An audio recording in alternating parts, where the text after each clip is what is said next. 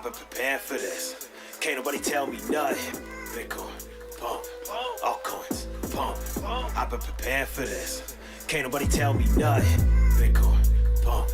Altcoins, pump. Bitcoin, I've been preparing for this. Altcoins, can't nobody tell me nothing. I've been preparing for this. Can't nobody tell me nothing. Pump. Bitcoin, I've been preparing for this. Altcoins, can't nobody tell me nothing. I've been preparing for this. SEC and its policies rely on whatever Gary thinks. Bitcoin's a flight to quality. I heard that from Larry Fink. Every hour losing purchasing power on foolish shelter. It's not our fault. Blame the cult. It's the political cowards when it comes to gas. Our purchasing power just got cut in half. I sit back and laugh, open my bag, fill it with stacks and sats. Bitcoin, pumping. Altcoins, pumping. I've been preparing for this. Can't tell me nothing. And I believe crypto will play that type of role as a flight to quality. We are hearing from clients around the world. Bitcoin, pump, altcoins, pumping. I've been preparing for this. And I believe crypto will play that type of role. Bitcoin, pump, altcoin, pump. We are hearing from clients around the world. Can't nobody tell me nothing.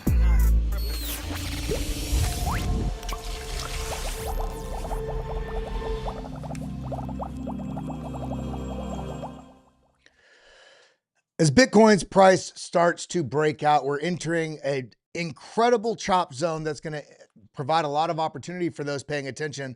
But unfortunately, a lot of people are going to lose here. So what are we going to do about it? Everybody, welcome to the show. Welcome to the family. We got Bitcoin pushing to the upside, Ethereum also pushing up, and a lot of the alts are also making some swings to the upside. But is this the move? Is this the move that we're going to see Bitcoin to $200,000, as you can see on that hat right back there? Well, we got a lot of ground to cover to get there, and there's going to be a lot of moves along the way that, unfortunately, some people are going to be jumping in emotionally, jumping out emotionally, while others are going to be taking very strategic positions to absolutely dominate and expand what their future can be if you just make the right move. So that's what we're going to be talking about. We got some incredible charts to break down today. Again, welcome to the show. Welcome to the family. Bitcoin, 106,756. My name is Kellam. Again, welcome to the family. Shout out to our channel partners, Bitcoin IRA, LBank, and Arculus. Head over to getarculus.com. Use code BitLab20. Again, that's BITLAB20. BitLab20 for 20% off. Sign up for LBank. That link is down in the description. Of course, get yourself situated and protect yourself from massive tax hits. Sign up over at bitcoinira.com. I got a great interview with Chris Klein from Bitcoin IRA coming out here in just a matter of days. We got to get it all edited. 3-camera shot there in Bitcoin Vegas, but a lot of great information. It's not just about Bitcoin IRA. It's about what's going on in the ecosystem, what's going on in the market, and what we can do to make sure we can capitalize on this. Because when we look back at the market on the daily chart, we're seeing a lot of green, white down. But remember, yesterday it was up 184%. So it makes sense that this is getting a little bit of a pullback. If we look at the hourly, we're seeing a mixed bag dominated mostly by green. So this is looking good. But is this the move?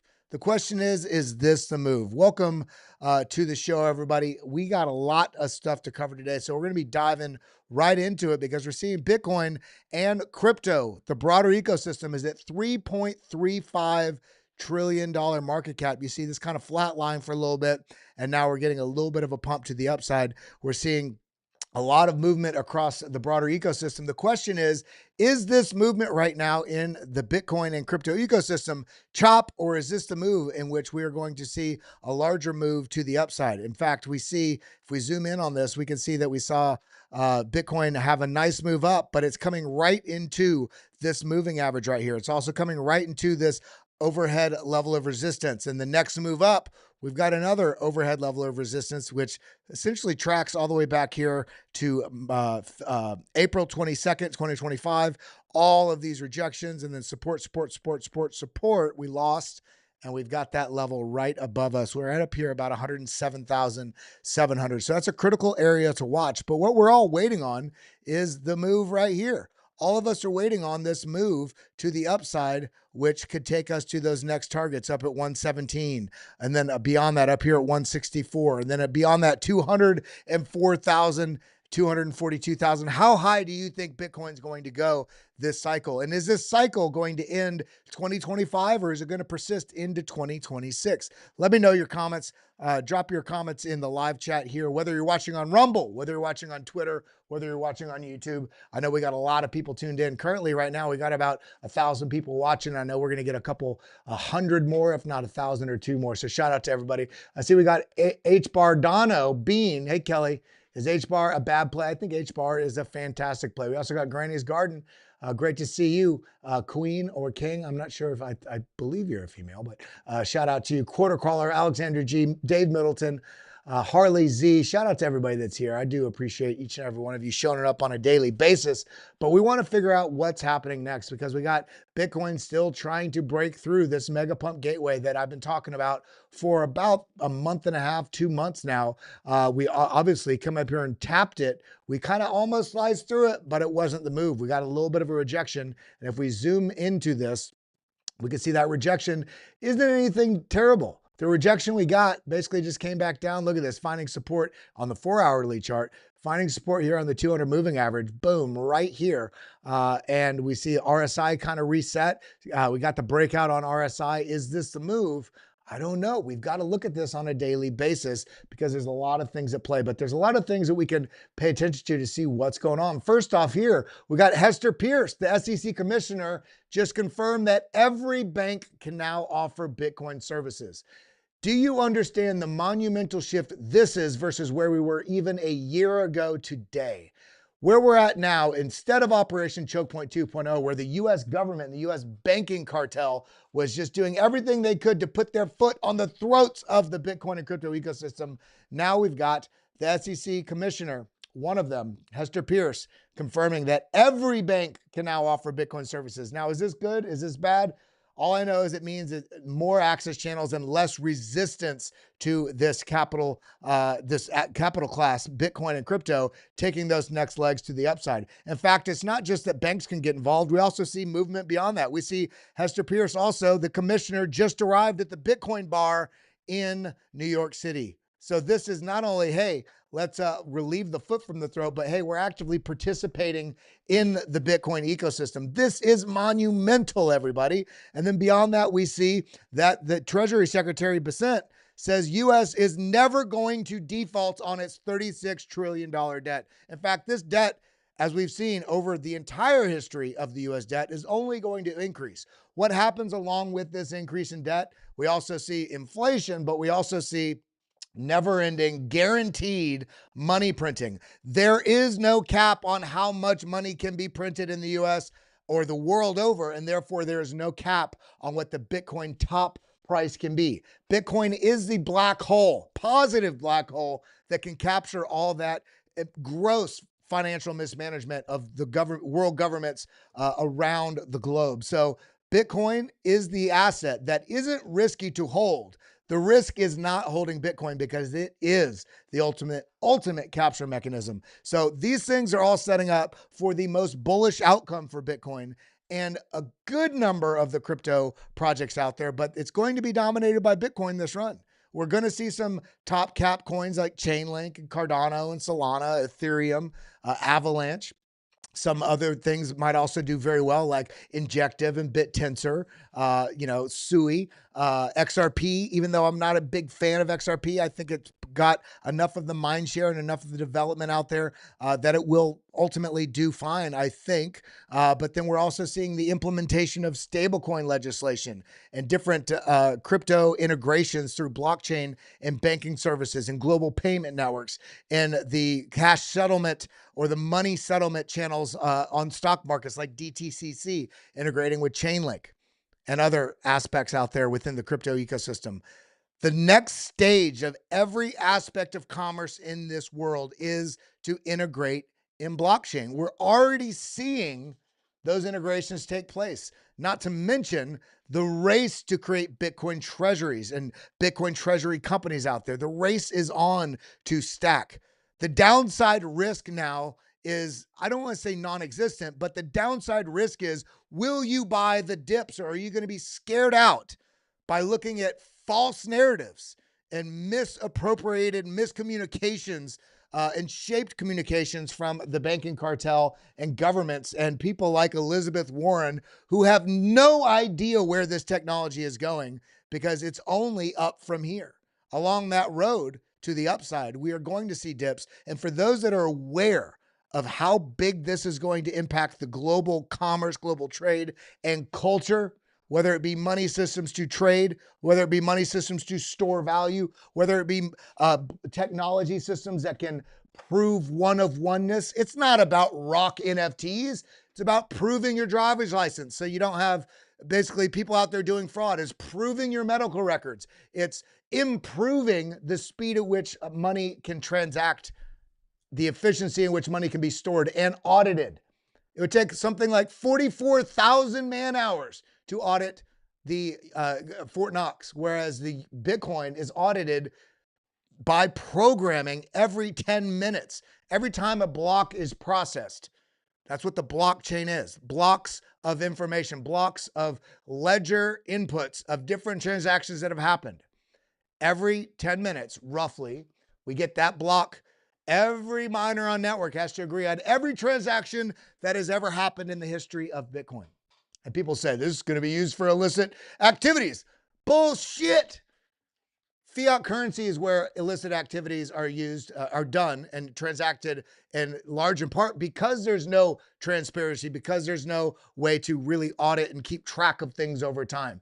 Bitcoin and the blockchain ecosystem, this is the direction everything's moving. It's more efficient. It's more scalable. It's easier to store. It takes less maintenance to take it to integrate and utilize these different technologies. They're audited every time blocks are transacted. This is the next stage of the world, and we are already across the event horizon. The question is, what are you doing about it? Now, diving back in, we got some incredible charts we've got to look at today. Again, the Treasury Secretary says the U.S. is never going to default on debt because we will always kick the can down the road, AKA we will always money print and always use financial engineering to make sure that we don't default. Bitcoin is now getting integrated not only in the U.S. government, but state governments and governments the world over, whereas we're also seeing corporations, institutions, ultra high net worth people. We're seeing the race towards stacking Bitcoin, while at the same time we're seeing a race to the upside of national debt. The only solution here is to print more money. This is why we're seeing the global M2 racing upwards, while we still haven't printed yet in the U.S. What happens when we start printing? The question is, what are you doing about it? Now, continuing on, this is what we're talking about. Bitcoin has closely followed the global money supply for nearly 1.5 years. In fact, in all of history of Bitcoin, it has followed the directionality of money printing, of what we're seeing in global liquidity, expanding or shrinking. Global liquidity expanding, Bitcoin price follows that aggressively to the upside. Global liquidity retracting, contracting, we see the Bitcoin go into bear markets. It's the 4-year cycle, they say. Well, is it? Is it the halving? Does it have to do with reduction in new Bitcoin being printed? The Bitcoin mining rewards getting cut in half? Is that the cycle? Or is it also the cycle of the mining rewards getting cut in half that is also perfectly organized and overlaid with the 4-year presidential cycle, the global liquidity cycle, basically the business cycle, ebbs and flows? Well, currently, if we zoom in just right here on the last 1.5 years, look at this race to the upside right here. The race to the upside. This is the global money supply, the black line. This is the Bitcoin price with all of these candles. Look at this. Followed this. The money supply came down, and look at that. Bitcoin followed to the downside. Global liquidity started ticking to the upside. Bitcoin also, boom, followed it to the upside. Now we saw a little bit of a dip on the contraction on the global liquidity. And now look at this. Bitcoin is also contracting also. It's not the end of the world in a bull market to see dips. In fact, we should welcome them with all the data we have that scream further upside. So when we get this gift of a dip, what do we dip?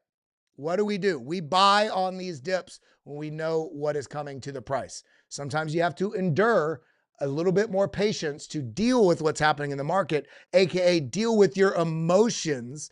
But this is suggesting much higher and soon. In fact, we may be in the middle of that bounce right now. We may still get that washout down to $92,000.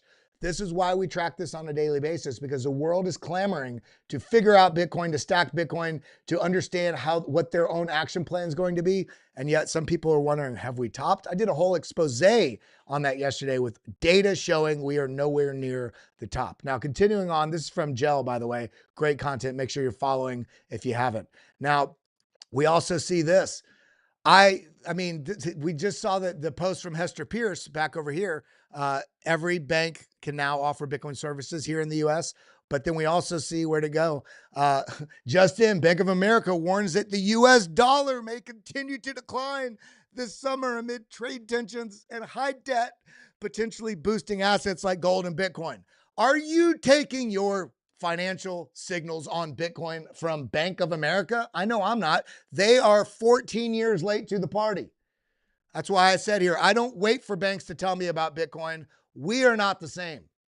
The traditional finance people who are going to get in much later, I've been in for 10 years. Share if you do your own research, and I know all of you do. And also, if you are taking lead from the banks, then go read Sefadine Amos's book, The Bitcoin Standard. Every single one of you. If you haven't read it, I'd recommend you reading it because it makes you understand money systems, history of money, what's going on, and how Bitcoin supplants and eclipses every money system that we've ever had. So let's continue on because I want to get to some TA. I want to break some things down here. Now we got Michael Saylor. We got Michael Saylor with MicroStrategy, now known as Strategy, Metaplanet, Similar Scientific, GameStop. We have companies in Norway, companies in Sweden and Switzerland, companies all over the world now racing to come up with and create Bitcoin strategies, basically in some ways a Bitcoin treasury.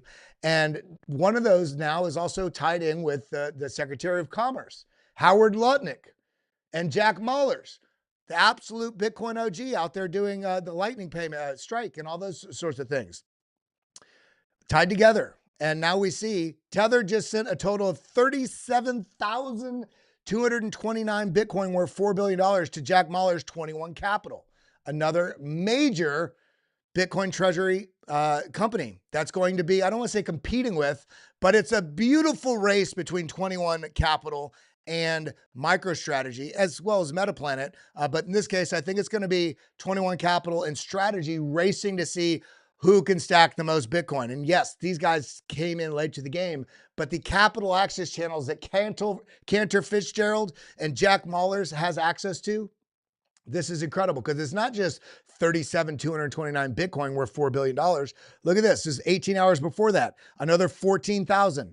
And the list goes on and on. The amount of money that the amount of Bitcoin that they have already deployed into 21 Capital Strategy is nothing short of incredible. And I think it's only going to go up from here. This is overwhelmingly bullish for those of you that are getting in now or have already been in. The later you get in, it's like orders of magnitude smaller impact you're going to have on your future. But overwhelmingly, there's no time too late, I think, in the next 5 years for you to enact a strategy here in Bitcoin. And then we see Ethereum. Everybody's wondering about Ethereum. I talked about this last week. ETH weekly engagement is at its all-time high, over 17% up from last week. This is, I believe, the total active addresses. And look at this, just absolutely moving to the upside. In fact, we also saw Bitcoin outflows yesterday on ETFs while Ethereum had inflows. So is there a little bit of a tidal shift there in some capital focus? I'm not sure, but then we get to altcoins and now we're going to get into some TA. And what we're seeing here, altcoins, it's not time to lose hope yet. It's not time. We're still getting alt season. However, this alt season will likely look a little bit different than we've seen in previous cycles. Why is that? There are tens of thousands or hundreds of thousands of altcoins out there. I'm just going to exclude the millions of meme coins that have been deployed. But let's say there's 100,000 altcoins that are out there now. There's a lot of spread and dilution of capital that goes across those. Now, the dominant area is going to be in that top 15, top 100, but really the top 15 accounts for something like 85 or 90% of all capital in the altcoins. But what we see is that as the cycle approaches its final stages, Bitcoin's dominance is likely to decrease and altcoins may see steeper rises than in previous patterns. These are the patterns he's talking about with the activity, a realized cap on Bitcoin. And this is where we come over here and look at the Bitcoin, where is it at? The Bitcoin dominance, which is right here. Bitcoin dominance has seen a major swing to the upside. And it's not just a swing. This has been a persistent movement. If we look at this has been a persistent movement since all the way back here in 2022, almost 3 years of dominance increasing, AKA when we come over here and look at the Bitcoin total market cap, let me reload that just to get it updated, $3.35 trillion. 63.2% of this entire market cap of everything in crypto, over 63% of that is just Bitcoin alone. You can see this right here. Bitcoin market cap, $2.12 trillion. The next highest one, Ethereum, 316 billion. Then half of that is Tether, 153 billion, a little bit less than that, XRP, 133 billion. So about 37% of the entire crypto ecosystem, only 37% is everything else. 63% is Bitcoin alone. So if Bitcoin dominance starts to see a bit of a move to the downside, and in fact, we're in this precarious situation right now because yes, this has moved higher, but we broke down from this pattern, found support on this trend line that we've had drawn here for some many months.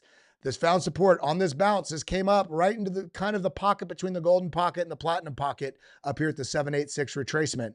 If this roundingness does hold true and roll over and we lose this 382 fib, we lose this trend line here and come down, this is the zone we're watching. The 62 to 61, let's call it 62 all the way down here to about 60%. If we come down to this area here and lose this area, this will be the monumental altcoin alt season everybody's waiting on. The question is that going to happen? Because we're seeing a never-ending onslaught. We're seeing a never-ending onslaught of this race to stack Bitcoin with money like you would not believe. I'm talking billions into the hundreds of billions of dollars racing to stack Bitcoin. So the question here is, will the institutional and massive capital focus that's going into Bitcoin stand to actually lose its dominance to money getting rotated out of Bitcoin or new money coming into altcoins? That's the question on everybody's mind right now.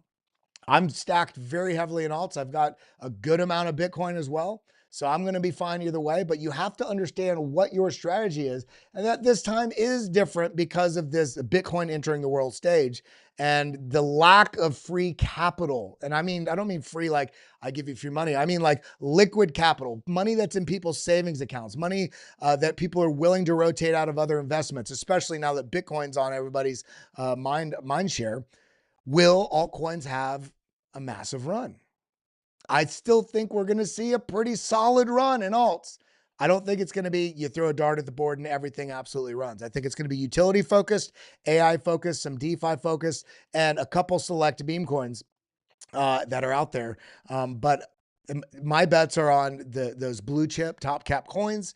I have dog on Bitcoin because it's on Bitcoin. So I can participate in that because it's part of my ethos of the crypto ecosystem. I don't want to participate in some bullshit meme coin that some guy launched and then there's a huge liquidity pool that I'm going to make this fucking guy super rich and then everybody else gets broke. No, I don't do that nonsense and I don't share that nonsense with you guys. If you want meme coin content, you go to other channels and I don't have any hate on that.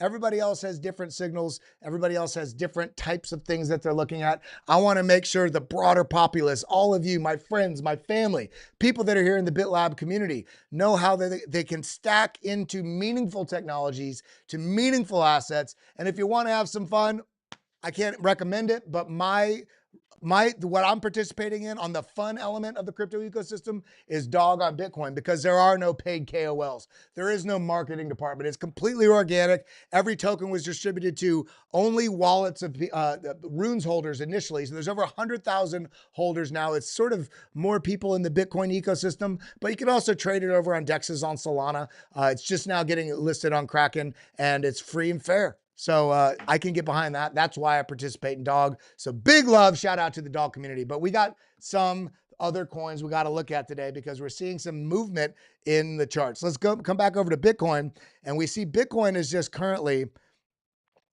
in this leg where it's like had this leg to the downside. I was fearing it was a little bit of a bear flag. However, now we've got this rising channel, kind of rising broadening wedge. Rising channel is going to have the same impact. But we're sitting here right now at the crux of, is Bitcoin going to go higher? Well, as we look at this, let's get out to the daily. First off, there's two things I want to look at here. I talked about this a little bit in the Discover Investments group, the Discord we have. That link is pinned in the top of the live chat. If you're watching on Rumble, it's also pinned in the top of the live chat. If you are a BitLab member already in the BitLab Academy, and I don't mean on YouTube, if you're a BitLab member, send an email over to office@hitnetwork.com. We'll, if you're already a paying member on BitLab, we'll get you integrated into this just for exactly what you're paying over there. Because it's going to be like $100 a month, I believe, for paying members. But if you're a BitLab member, I'm telling you, you just basically, you get grandfathered in at that price. If you want access to the free section, which is kind of where I was doing the live member stream this morning, all you need to do is come right down below the video right here, click on this button, sign up for the Discord group, which is right here, this link. It's also pinned up here in the top, join Discord. But you need to sign up for LBank right here. It doesn't matter if you're in the US. No, my God, if you don't understand how to navigate these markets using a VPN, you should not be in crypto. Boom, cut and dry, bottom line. You should not be out there actively leverage trading and derivatives trading. In fact, most of you shouldn't. But if you have a portfolio and you want to set aside 5% or 8% or something like that, where you leverage trade with us and get in there, and you also, even if you don't want to leverage trade, you just want access to that free area in our Discord, the only way to get into it is signing up here, deposit $100.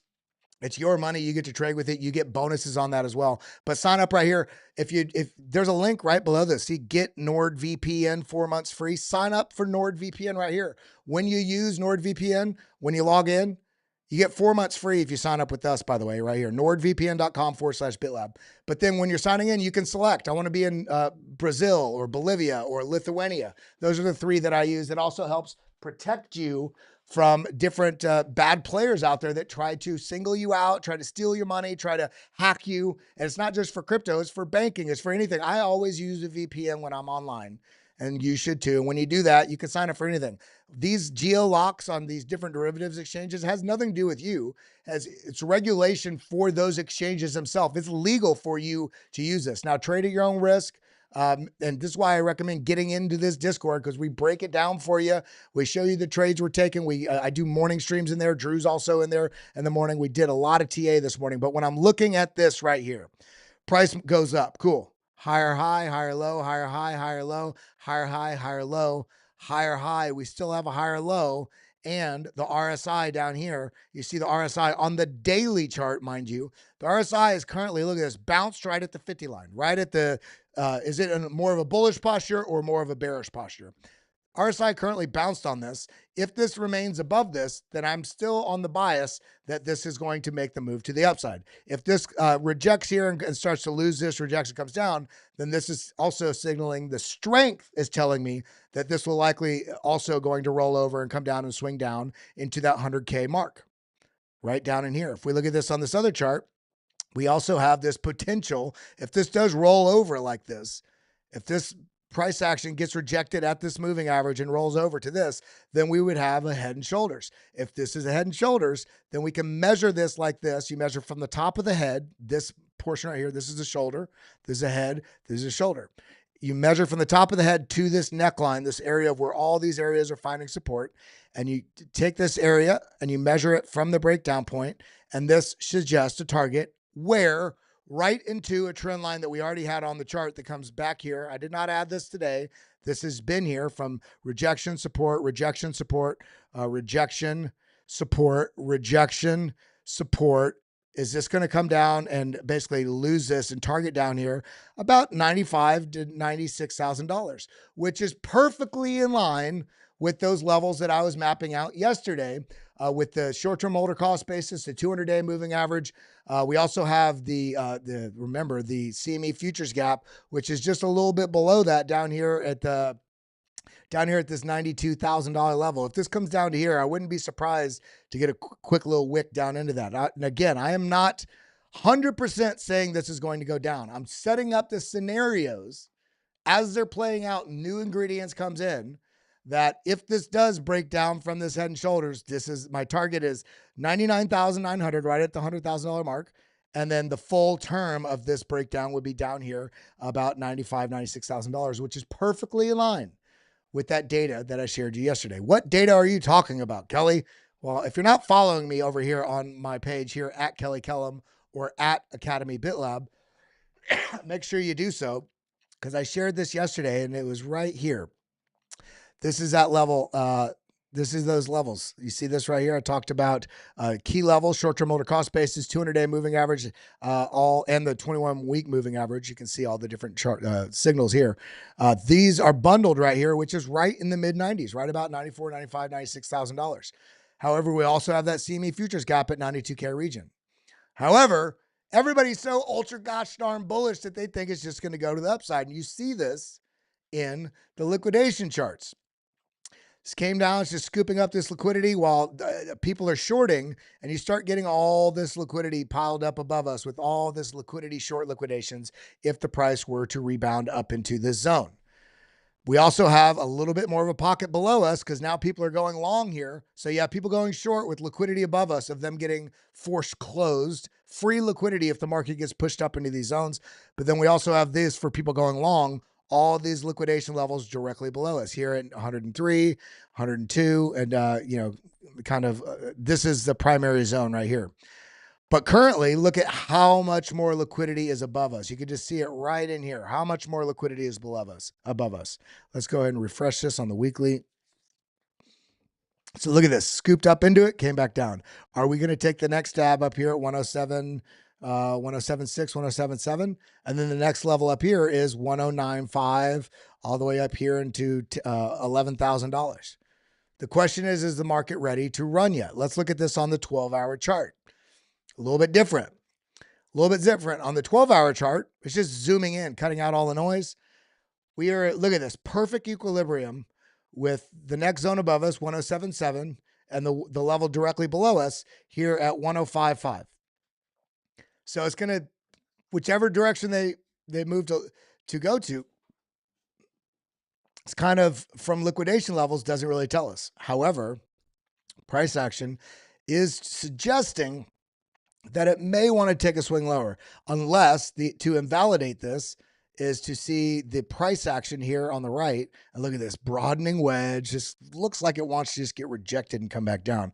But larger shoulder, head, shoulder. But then now look on the smaller time frame. The market's just trying to be as confusing as it can be. Inverted shoulder, head, shoulder. So this may want to take this swing to the upside. If it does, then I would say you kind of start to invalidate this larger head and shoulders. If the price action comes up, I would say above about 109.3, 109.6, then this shoulder is completely sort of out of context with this setup. But even on look at this 4-hour, RSI bottomed. It's making its way up. It's back up the 50 line. But let me see what you guys are saying. Let me peek in here. Ugin Sky says 107.5 needs to be taken out. What else we got? If we can't close above 110 soon, we're going to dump, says Dave Middleton. Bitcoin dominance just doesn't give up. It's because we're still in QT and Powell hasn't cut rates. Well, I don't think we're necessarily in QT anymore. In fact, I think we're leaning more into QE, except they're not doing it the same way they always have, where it's just money printing. They're rolling out money out of the Treasury General account, which has been billions and billions of dollars that has been now, it's getting down near that zero mark. They're doing, reverse repo, where they're actually, the bond market's not doing well in the US. They're not getting a huge amount of people showing up to buy those, buy the treasuries and buy the bonds. So the Fed is buying them from tens of billions of dollars of them from the Treasury.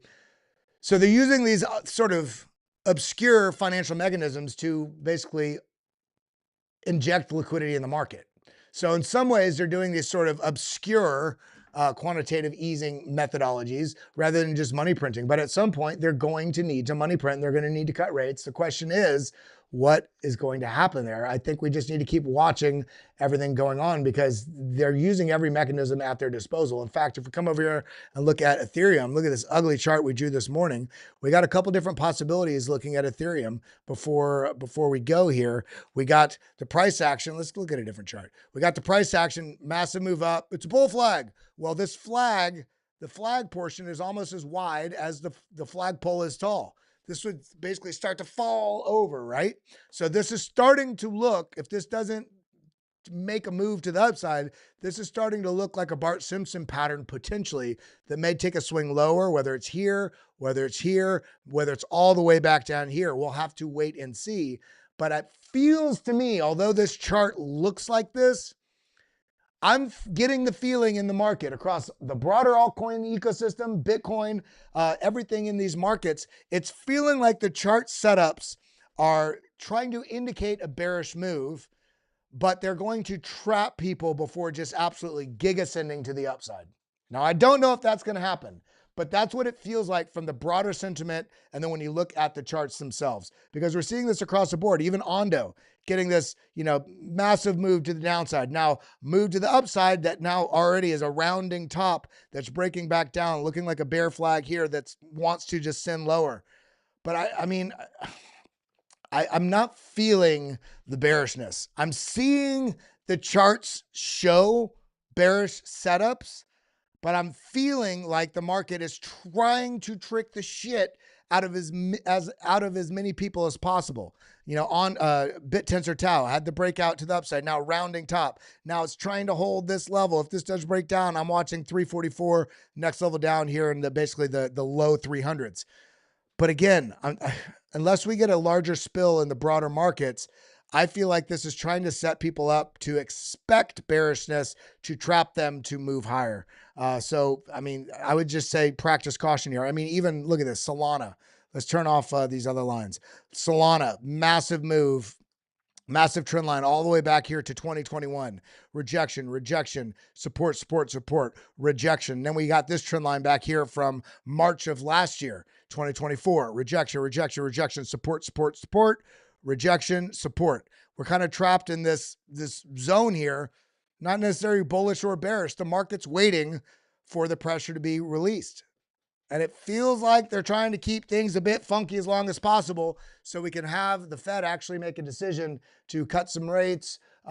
Because remember, we have $7 to $9 trillion in debt that has to be refinanced this year because we cannot service it at the current interest rates. So while everything feels like Trump has no idea what he's doing, and the Treasury Secretary and the Secretary of Commerce and the tariffs and what's going on, it all feels like noise to me. It all feels like they're trying to build just the right amount of bullish appetite so the markets don't fall, but because we've already had a decent pullback that's rebounded, but also set up the stage to refinance this debt in a meaningful way so that we can actually take care of it. In fact, I think we'll also get some money printing, maybe not this year, but I do think in 2026. But guys, the market's still feeling good. Remember, as you're navigating everything that's going on here, make sure you protect your crypto. Make sure you protect your future. Head over to getarculus.com. Getarculus, ARCULUS, getarculus.com. The links are down below. Use code BitLab20 for 20% off. Head over to LBank. The link is down below as well. It's also pinned in the top of no, it's not pinned. The Discord is pinned in the top. The link is right here. When you expand the stuff here, LBank right here, the referral code is 4M7MZ, or you can just click on this link, sign up, use a VPN. And then of course, Bitcoin IRA, shout out to our partners there, bitcoinira.com. Sign up. You can call them on this link. They'll help you. They'll walk you through it, rolling over your 401k, rolling over, even starting. Remember, we did that breakdown about 2 weeks ago. If you only had $7,500, which is essentially the amount, the limit of which you can contribute this year. If you only had $7,500, you did alts. The alts went to your targets. You rotated those alts because you could trade. You could trade up to 75 different tokens here.